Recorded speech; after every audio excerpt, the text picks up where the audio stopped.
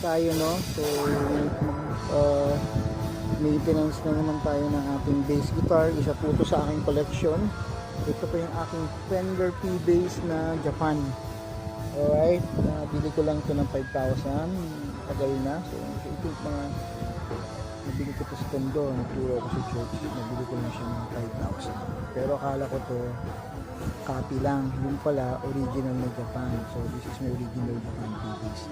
Yan. So maintenance tayo kasi medyo hindi nagagamit, hindi talaga nagagamit siya, iniingatan kasi nga Japan, no?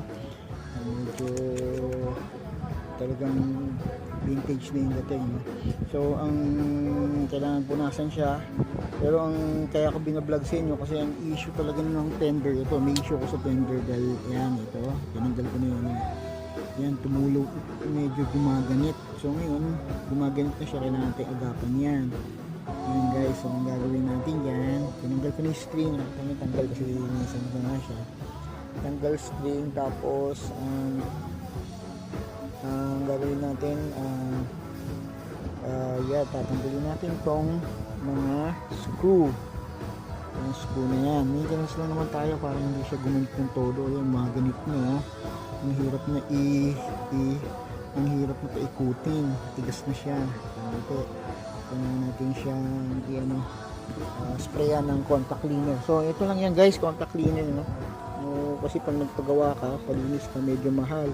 So ikaw na lang, tatanggalin mo lang to guys, babaklasin mo yan, screw na yan lahat, tanggalin mo yan, tapos sprayan mo lang siya ng contact cleaner.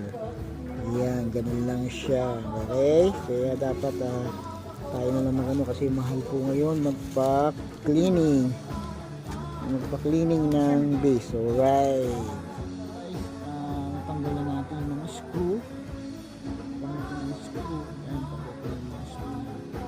Ngayon, ang gagawin mo dyan guys, ko lang yan, dahan-dahan lang, dasal nyo lang, yan. Tapos contact cleaner, yan natin yung contact cleaner. Yan. Dito guys, ang banat ng contact cleaner yan dito, yung pinaka bubukas din, dumi, palawang lumang kasi guys, natin yan.